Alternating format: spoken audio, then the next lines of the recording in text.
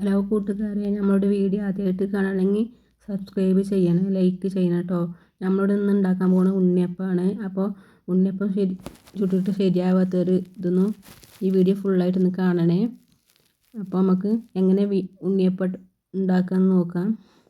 അതിനാവശ്യമായ സാധനം പറഞ്ഞാൽ പിന്നെ പച്ചരി കേട്ടോ, പച്ചരി മൈസൂർ പഴം കേട്ടോ. അപ്പോൾ പച്ചരി വെള്ളത്തിലിട്ട് കുതിർത്തി വെക്കുക. അതിലേക്ക് കുറച്ച് നല്ല ജീരകം, കുറച്ച് ചോറ്, അതേപോലെ 4 ഏലക്കായ ഇടും. ഇതൊക്കെ പാടെ ചേർത്തിട്ട് കുറച്ച് വെള്ളം ചേർത്തിട്ട് നല്ല ടൈറ്റാക്കി അരക്കണം കേട്ടോ.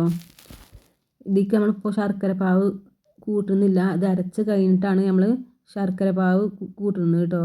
അതേപോലെ മാവ് അരച്ചെടുത്തിക്കണ്. അപ്പോൾ ഇതിലേക്ക് നമുക്ക് മൈസൂർ പഴം അരച്ചെടുത്തിട്ട് ചേർക്കണം കേട്ടോ. അപ്പോൾ നമ്മൾ 4 മൈസൂർ പഴം അതിലേക്ക് എടുത്തിട്ടുള്ളത്. അപ്പോൾ മൈസൂർ പഴം നമുക്ക് പിന്നെ ഈ മാവിലേക്ക് അരച്ച് ചേർക്കണം കേട്ടോ. അപ്പോൾ മൈസൂർ പഴം അരച്ചെടുത്തിട്ട് വരാം. അപ്പം മൈസൂർ പഴം നല്ല പേസ്റ്റ് ആക്കണം കേട്ടോ. അതിൻ്റെ കട്ടകളൊന്നും ഉണ്ടാകാൻ പാടില്ല. അപ്പോൾ നമ്മൾ മൈസൂർ പഴം മിക്സിയിൽ അരച്ചെടുത്തിട്ടുണ്ട്, ഇത് ചേർക്കാം കേട്ടോ. അപ്പോൾ ഇത് നല്ല മിക്സ് ആക്കി അതിലേക്ക് കുറച്ച് 1 ടീസ്പൂണ് മൈദപ്പൊടി ചേർക്കണം കേട്ടോ. ഈ മൈദപ്പൊടി കൂടെ ചേർത്തിട്ട് നമുക്കിത് നല്ല മിക്സ് ആക്കുക. എന്നിട്ട് ശർക്കര ഉരുക്കിയിട്ട് നല്ല ചൂട് തന്നെ ശർക്കര നമുക്ക് ഇതിലേക്ക് ചേർക്കാം കേട്ടോ.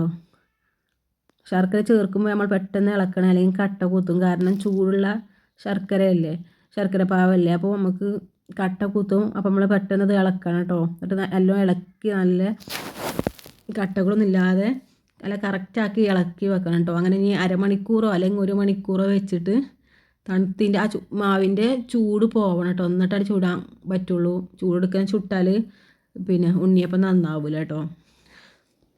അപ്പോൾ നമ്മൾ ചട്ടി അടുപ്പത്ത് വെച്ചിട്ടുണ്ട്, ചൂടായിക്കണം കേട്ടോ. കുറേ കാലമായിട്ട് നമ്മൾ ചട്ടി ചൂടലില്ല, നമുക്ക് ചുട്ട് നോക്കിയാലേ അറിയുള്ളൂ ഇത് കിട്ടുമോ ഇല്ലയെന്ന്.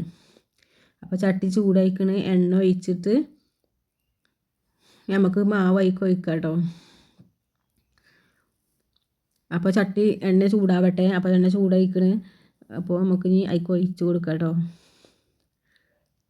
അപ്പോൾ നമ്മൾ ചാനൽ ആദ്യമായിട്ട് കാണണമെങ്കിൽ സബ്സ്ക്രൈബ് ചെയ്യണം കേട്ടോ, മറക്കരുത്.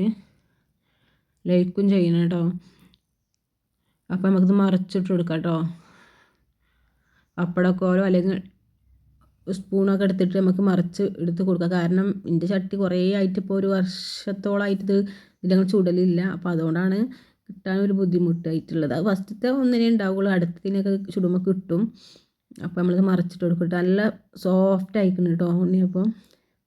കാരണം സോഫ്റ്റ് ആകാൻ കാരണമായിരിക്കും മൈസൂർ പഴം അതേപോലെ മൈദയും ചേർത്തിട്ടാണ്. അതിലേക്ക് ഇനി നമുക്ക് വേണമെങ്കിൽ തേങ്ങ ചിരവിടുക അല്ലെങ്കിൽ തേങ്ങൻ്റെ കൊത്ത് എണ്ണയിലിട്ട് വാട്ടിയിട്ട് ഇടുകയൊക്കെ ചെയ്യാം കേട്ടോ. അങ്ങനെ നല്ല സൂപ്പറായി കിട്ടിയിട്ടുണ്ട്.